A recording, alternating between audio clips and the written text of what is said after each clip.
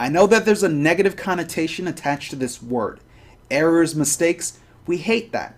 We always try our best to be as accurate as possible with all our calculations in chemistry. But we need to realize that no matter what we do, there's always going to be a level of uncertainty attached with any calculation that we do. We're going to say that this level of uncertainty is called experimental error.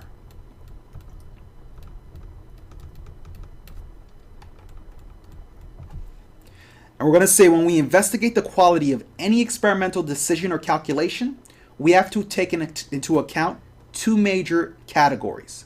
So the first category deals with the reproducibility of our calculations. Now, what exactly does this mean?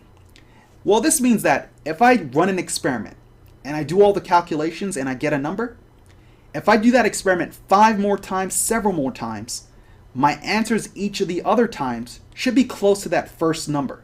This is what we talk about reproducibility. All our calculations, even though we do it several times, should give us around the same number. We're going to say that this is called precision. So our calculations can be precise, meaning all the results are going to be around the same number. Common example for this is a dartboard. We shoot out 3 darts and they all land in the basic same area. We're going to say our dart throwing will be very precise because every time we expect it to land around the same area. Now, the second category that we're going to deal with deals with how close we are to the actual value. So basically, when we look at this dartboard, our actual value can be understood as the bullseye. That's where we want to aim our dart. That's where we want to hit. If we hit the bullseye, we're going to say that our throwing is very accurate.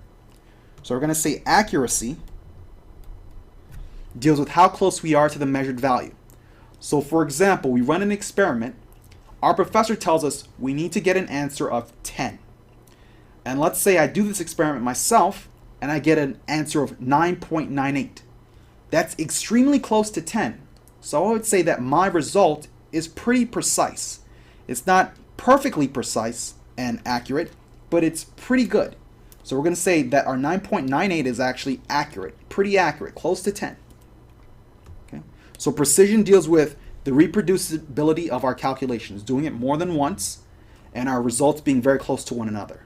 Accuracy means that I will be very close to my actual value.